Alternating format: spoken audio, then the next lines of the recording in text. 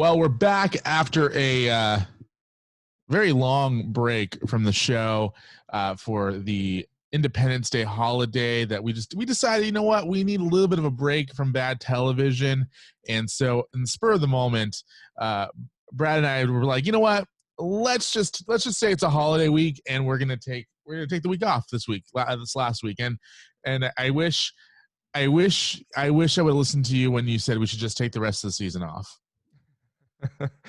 I am right there with you, but we're back, and today we were talking about, what is this, episode 5,000? Episode 20? What are we on? Unfortunately, we're only on episode 5 out of 10, but episode 5 nonetheless. I am your captain, Ruben J, and that over there, he's now demoted. I demoted him recently. I don't know what to, but introduce yourself. Have I been promoted to customer? Customer. Has it finally happened? No, demoted. It's just a nice way of saying when you get fired, you've promoted to customer. Gotcha. Well, introduce yourself. Well, I am your co-captain, if that still stands. No, you got demoted. What am I now? Sergeant? Is that higher than a captain? It's really you're shocking custodian. how little I know. You're custodian. I'm your custodian, Bradley Biggs. Welcome to Space is Hard, the unofficial Space Force podcast. Yes. As you can tell, two things going on here, or a couple things here. We're recording this a lot earlier than we normally do, so my energy level is much lower than normal. And Brad hurt himself about 4 minutes before we started recording today, so it's just and he blamed Space Force for this. So episode 5, I have no words, so I will let you kind of give your initial thoughts. Okay, well, episode 5 was interesting because I felt like it was kind of a departure from the plot line entirely. Like, I didn't see any remnants of the plot lines from the first couple episodes present within episode 5. I feel like they're taking the show in a completely different direction. I didn't really understand why this episode was all that important with I think they called it Space Flag, the game that they were playing, the training exercise. I thought there were some moments that I could appreciate, mainly just in the writing between John Malkovich and Steve Carell, because I think in terms of humor, they are different. I feel like Steve Carell is obviously very blunt and childish with his antics, whereas I don't know if anyone still says antics, but I'm going to say it.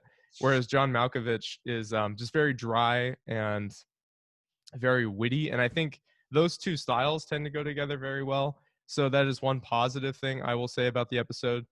But I don't know what they're doing. I'm not even going to try to anticipate where this is headed because we're halfway through the show and no questions have been answered, and they're just going off and doing whatever they wish to do. So I'm just going to let that happen. And as you, in the words of somebody from Hamilton, remove myself from the narrative, I suppose.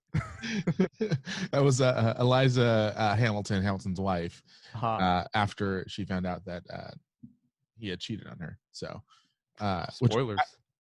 Oh shoot! Sorry. No, it's part of history, my friend. It happened. That's true. That's true. Years ago. That's all right. That is true. That is very true.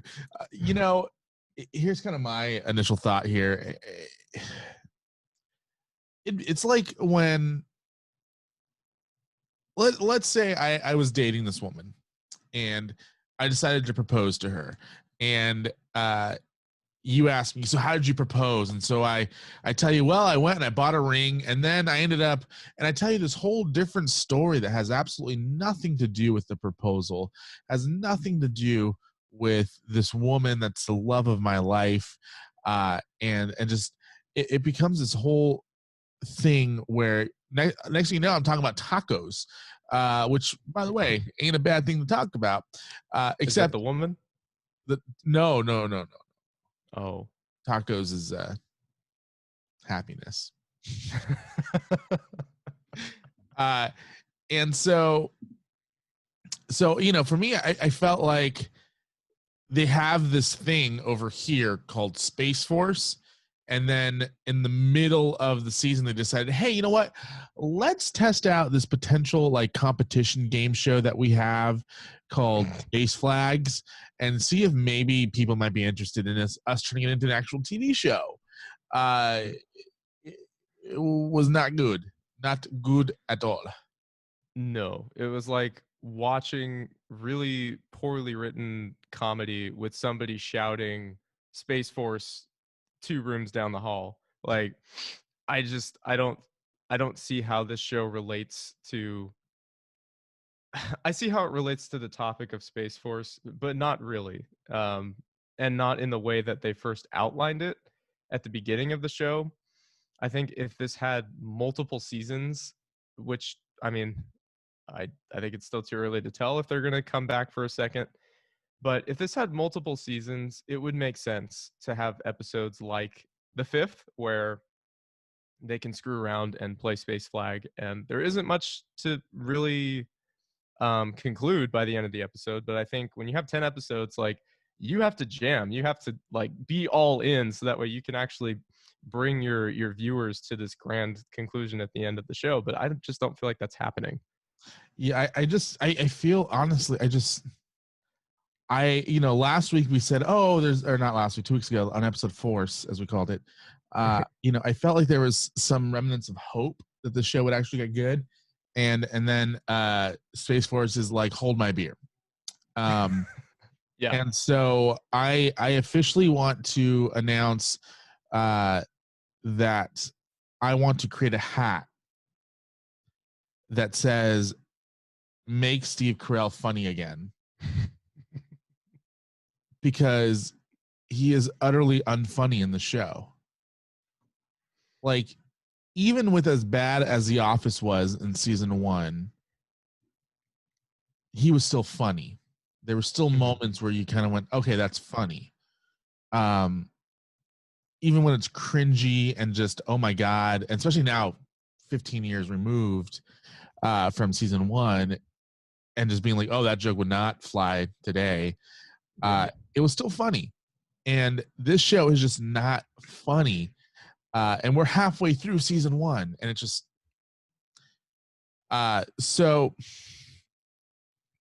I don't want to waste time talking about this show too much. So because it's just not worth it. It really is not worth it. And I don't know. And I haven't really found anybody other than that one guy a couple weeks ago who was like, oh, well, you must be Trump supporters because you didn't find it funny because make fun of your president. And it's like, no, that's not why we thought it wasn't funny. We thought it wasn't funny because it wasn't funny. Like, exactly. Like, there haven't been any allusions to President Trump, I don't think, in the last two episodes, or possibly even 3. So no, I agree with you. That's not the issue. It's just in terms of writing. I feel like if I had never seen Steve Carell in anything and I had watched Space Force, I don't really know what I would have thought of him. I would have thought he's decent, I guess, but not anywhere near the level and the caliber of the other films and comedies that he starred in. Oh yeah, this will probably go down as Steve Carell's biggest mistake. I think so too. And the problem is he writes part of this. He's part of the creation process of this. You know, it's like if he would just would have been an actor, I would be like, okay, cool, that's fine. But when he was on The Office, I don't think he was a producer or anything on the show at the time, at least in the beginning. And he was brilliant, and he improv'd, and he didn't always follow the script, and it turned out great. Yeah. With this, go ahead. Go ahead. No, please go. Oh no, I'm saying with this, just him being a part of the process, it's not good. I agree. And I was thinking back to how in The Office there was an episode called China, where it was literally all about Steve Carell and his concerns about, the relations between the United States and China. And I know that in Space Force there was an episode where Marcus, the chimp, I believe, was intercepted by a Chinese satellite, and I think it was China. But I have a feeling that they're too scared, that the creators and writers that are a part of Space Force are too scared to address anything else with China, because it just wouldn't be PC, and it might not be the best, which, like, okay, I can understand to a certain extent, but the show keeps going off in all these directions and not following any one thread. So I just feel like I'm wasting time watching it. Well, you're being paid to watch it though, so that's a good thing. Yeah, no, and that's really the only that's what's keeping me going through this. You're like, I have a podcast about the show. I have to watch it. I don't want to watch, but I have to watch it. I'm sorry, I'm having a mental breakdown over the show. Yes, but in the same vein, we do have an Amazon link for the show. Is that correct? Oh, yes. Yes. If you want to help keep our sanity, head over to multimediamouth.com/Amazon and click on the Amazon banner and start your Amazon shopping there, because guess what, Brad? What? If people do that, if they click on our Amazon banner over at multimediamouth.com/Amazon and they start their Amazon shopping and they buy something, we get a small percentage. No way. Which means I can pay you to continue to watch Space Force and continue to torture you. Well, please, like Ruben said, for our sanity, President John F. Sanity, please continue to watch the show and let us know what you think, because again, we are always welcoming all points of view. If you think it is a well-written show, we will hear you out, but we will likely refute that. If you think this is a well-written show, feel free to come. Please, feel free to come on the show so we can make fun of you in so many different ways, because we need to introduce you to some real comedy, like some real comedy that's funny, that will make you laugh, that will all the fun stuff. We will sit you down and we will take you by the hand and we will say, oh, my poor boy or my poor girl, here is a list of shows you should watch instead, because you will have your eyes opened to a new world.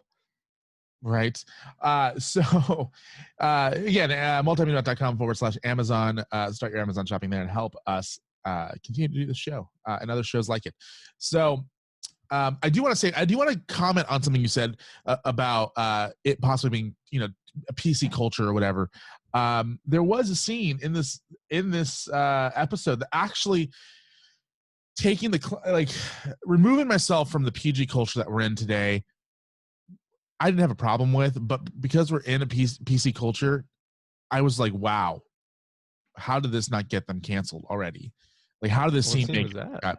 And it was a scene right before the battlefield where F. Tony was like filming stuff, and he gets a camera and gets like a porn director's point of view, and then starts like hitting these balloons on this woman, and they're like right at her like boobs, Right. And I just looked at it and I was like, how did this pass the PC police? Because this would not cut it on network television at all. No. I think I think you're right with that, but I think the way that they also refute that, I don't know if you caught this or if it's just me being hyper vigilant because we do live in such PC culture. I felt like there was a romantic connection between the staff sergeant and what's her name? Angela? Are you talking about the woman? Yeah, the two women. There was a staff sergeant who was kind of like gaudy and disrespectful, and then Angela, Tawny Newsom's character. I don't know. I felt like maybe we've just been primed to look for that kind of thing now, but I have a feeling I just have a feeling that they're going to take it in that direction. Well, honestly, I kind of feel like, if anything, I feel like Angela and Aaron are going to end up together. I just feel like that seems to be the direction that show might, but who knows? I mean, at the same time, can we just have never mind, I'm not going to go there. Not going to go there. Gonna sip some Quake and Quake. Yeah, it's a new energy drink. Well, not new. Wow. It's like all natural. Does it make you quake? It does make me. It makes me unquake after watching Space Force. So basically, the sum of the show, because honestly, I don't have the energy to get through the entire thing, and I have a doctor's appointment in like 40 minutes. So Yeah, I don't want to keep you. yeah, I need to go make sure that I'm not dying. I should But probably do the same with my back. yeah, you should. Just FYI, you should. But excuse me, and I'm dying. I get coronavirus. Oh no, he's quaking. I'm, uh, you know, the whole premise of the show ended up being that Dr. Mallory and Mark Naird kind of became closer, which is kind of a good thing. After they've spent the last 5 episodes driving a wedge between the two of them. What did you think of the actual fight scene and how it ended? So I think I missed a big component of that. So the fight scene, I was confused because what was it typical for the suits to malfunction once the balloon was popped or once they were actually hit with the BB? So the idea is that if you get shot or wounded somehow, that the machine or that the suit is to walk you back to the base, so that way they can preserve your life or something. So, but in the process, the suits then malfunctioned, and like one guy was like dry humping the air. Yeah, yeah. I didn't quite understand. I pictured actual suits, and I get that it was probably just like the, you know, structure of the suit itself that they were using. Not super memorable. I thought that it wasn't all that funny. And I had pictured if they're actually testing out the suits that they would be, kind of lumbering in actual spacesuits instead of just what looked like straps around their appendages. But that's just me. I didn't think it was a terrible scene. I just didn't think it was particularly memorable. What did you think? It started out kind of fun in a sense. Yeah. And then it just kind of like plateaued, and not in a good way. I don't know if plateauing is ever a good thing, but unless you want to plateau, but whatever. If you've been on a long hike uphill, which is what this has felt like. Continue. Yeah, yes. So it just felt weird. I mean, like all of a sudden the Air Force was like down to one person. Somehow, some way, the dude back in like control center was able to control the Air Force's suits, made them malfunction, and Naird went in and killed them all. And that was the end of the scene. Mm-hmm. And then the two guys were like, "Oh, we're buddies now." And then they bought frozen yogurt. Yeah, like always, there's a conflict, and then it gets resolved, and then everything's fine. And then the next episode, there will probably be another conflict, which drives them apart. So it's just, I don't know. It's cool, but I'm not like thinking this is going to be a long term. Oh, we're buddies now. Yeah, exactly. And you know what? Here's what I actually genuinely enjoyed the ending scene where Naird is like trying to give him like a rah-rah speech, and they're just like, "We got yogurt," and then the guy's like, "It's okay, we got sprinkles." Like, I'm just like, okay, that was kind of funny. Like that was, I mean, it was like a ha, Yeah. So yeah, we got 4 more of these. Dude, I know. Don't we have 5? Well, okay, 6, 7, 8, 9. Bradley does math on the podcast. Yeah. I don't know how we're gonna do it, but I just verified your math, by the way. We're just gonna have to go for it. You know what we should do is we should just turn this into a drinking game. Oh my gosh! Every time there's a bad episode, we just drink through the whole thing. Are we still gonna be recording in the morning then? Start your day off drunk. If this show happens to get a season 2, I said this a couple weeks ago. If this show happens to get a season 2, they need to completely rework their writing team. They need to rework their production, their producers. They need to rework everything. There's not one thing about this show that I would keep if it were me. Mm-hmm.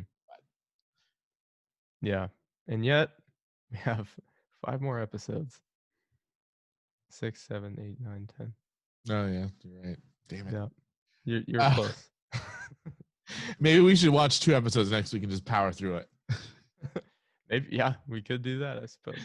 Here's the fun part. The fun, yeah, we could do that. Let's suppose. Let's not do that. Let's not. Here's the fun part. We're watching these week to week, like if it was normal television. We haven't binge watched this. We don't know what's coming up next. We don't know if the show magically turns better. We just know there's another show, and that's about it. That's all we know. Like, I watched like 5 seconds of episode 6 right now, and it doesn't seem to get much better. So, if you are watching this, if you're listening to this podcast still, first of all, thank you. Especially if you like this show. If you like the show and you listen to us still, and you haven't completely gotten bored of us, thank you. Yeah. But I'm looking forward to in 6 weeks when Brad and I can talk about something not Space Force related. Yeah, that will be. We'll broaden our horizons and truly go where no man has gone before, through the end of Space Force. Yes. Well, again, if you like to shop on Amazon and you want to support our podcast, feel free to head over to multimediamouth.com/Amazon. I almost forgot for a second. Unpredictable. I didn't see that coming. Yeah, I know. You were like, "What is he going to take us to eBay this time?" eBay. Hanging on every word. Head over to multimediamouth.com/Amazon and click on the Amazon banner and help support the show by doing your shopping from that link. We get a small percentage of that purchase. Also, if you go to vpn.multimediamouth.com, actually, I want to double check to make sure. No, it didn't work. What? Oh no. Oh, you know what? Space Force. I may have done it on the wrong. Oh, okay. Hold on. Sorry.